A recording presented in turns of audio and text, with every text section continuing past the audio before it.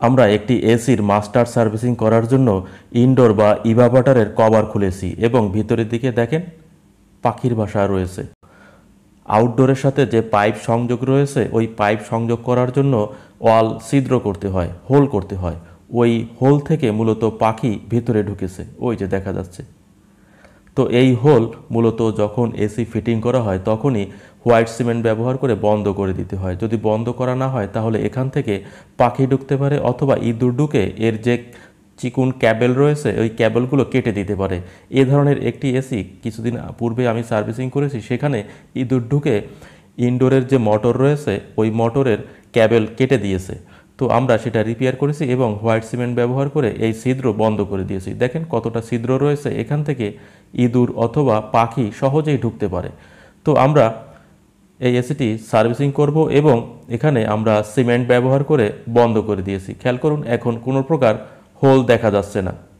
আমরা এসিটি সার্ভিসিং করার জন্য কিছুটা কভার করে নিয়েছি যাতে পানি সার্কিটের ভিতরে না ঢোকে এবং রুমের ভিতর ছড়িয়ে না যায়। এ কারণে আমরা একটি প্যারাশুট কাপড়ের ব্যাগ পরিয়ে নিয়েছি।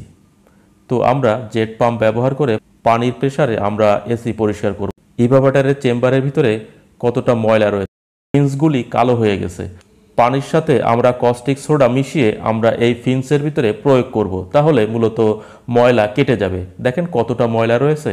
এই যে কস্টিক সোডা, এই কস্টিক সোডা আমরা পানিতে মিশিয়ে মূলত ওই চেম্বারের ভিতরে প্রয়োগ করব, তাহলে ওই যে ময়লা রয়েছে সেটা পুড়ে যাবে এবং পানির সাথে বের হয়ে যাবে। দেখেন কস্টিক সোডা দেখা যাচ্ছে, এই কস্টিক সোডা আপনারা কেমিক্যালের দোকানে পেয়ে যাবেন। এটা মূলত খালি হাতে ধরলে চুলকায়, আপনারা সাবধানে ব্যবহার করবেন। খেয়াল করুন, আমরা কস্টিক সোডা প্রয়োগ করছি, পানির সাথে কস্টিক সোডা মিশিয়ে আমরা চেম্বারের ভিতরে প্রয়োগ করছি। প্লাস্টিকের 1 মগ পানির ভিতরে 100 গ্রাম কস্টিক সোডা দিলেই যথেষ্ট। দেখেন কস্টিক সোডা আমি চেম্বারের ভিতরে দিচ্ছি এবং ময়লাগুলো ফেনা হয়ে গলে গলে পড়ছে এবং কিছুটা ধোঁয়া বের হচ্ছে। আপনারা লক্ষ্য করবেন, আমরা সিরিঞ্জ ব্যবহার করে পিছনের দিকে যে চেম্বার রয়েছে, যে কয়েলগুলো রয়েছে তাতে প্রয়োগ করছি, সেখানেও প্রচুর পরিমাণে ময়লা জমে যায়। দেখেন ফেনা হচ্ছে এবং ধোঁয়া বের হচ্ছে। ওই ময়লাগুলো মূলত নরম হয়ে যাচ্ছে এবং পুড়ে যাচ্ছে। আমরা যখন জেট পাম্প ব্যবহার করে এখানে পানি প্রেসার দিব, পানি স্প্রে করব, তখন মূলত এই ময়লাগুলো পানির সাথে বের হয়ে যাবে। দেখেন কতটা ময়লা রয়েছে এবং ধোঁয়া বের হচ্ছে। যদি ময়লা না থাকতো তাহলে এতটা ফেনা হতো না এবং ধোঁয়া বের হতো না। তো এভাবে আমরা কিছুক্ষণ রেখে দেব, 15-20 মিনিট আমরা এভাবে রেখে দেব যাতে সম্পূর্ণ চেম্বারটি ফেনা ফেনা হয়ে যায় এবং ময়লা গলে যায়। দেখেন কতটা ধোঁয়া হচ্ছে।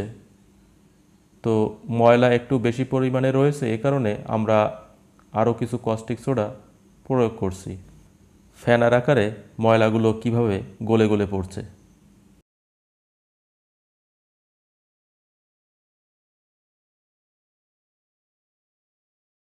আপনারা অবশ্যই হ্যান্ড গ্লোভস এবং মাস্ক পরে এই ধরনের কাজ করবেন, তাহলে ক্ষতি হবে না। দেখেন ধোঁয়া বের হচ্ছে। স্প্লিট টাইপ এসি ফিটিং করতে হলে ইনডোর এবং আউটডোরের মাঝে যে পাইপ সংযোগ থাকে এবং ক্যাবল থাকে তা বের করার জন্য হোল করতে হয়, ওয়াল ছিদ্র করতে হয়। যখন এসি ফিটিং করা হয় তখন ওই ছিদ্র হোয়াইট সিমেন্ট ব্যবহার করে আটকিয়ে দিতে হয়। যদি আটকানো না থাকে তাহলে এই ধরনের সমস্যা হতেই পারে। তো আপনারা খেয়াল করবেন, যখন এসি ফিটিং করা হয় তখন হোয়াইট সিমেন্ট ব্যবহার করে সেটা বন্ধ করা হয়েছে কিনা। যদি বন্ধ করা হয়ে না থাকে, এখনও বন্ধ করার সুযোগ রয়েছে। আপনারা বাহির থেকেও বন্ধ করতে পারেন যদি আউটডোর নিচে থাকে।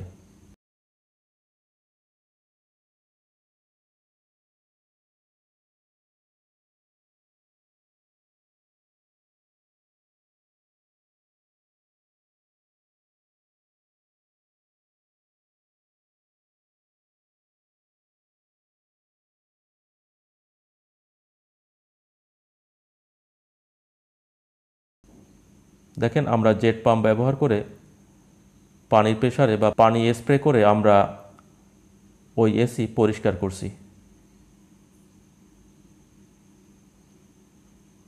তো আমরা যে কস্টিক সোডা দিয়েছিলাম পানির সাথে মিশিয়ে, সেটা মূলত এই চেম্বারের ভিতরে কিছুটা রয়ে গেছে ফেনার আকারে, তাও বের হয়ে যাবে এবং ওই যে ময়লা ছিল সেটা মূলত নরম হয়ে গেছে, কিছুটা বের হয়ে গেছে এবং পানি স্প্রে করলে সেটা পানির সাথে বের হয়ে যাবে।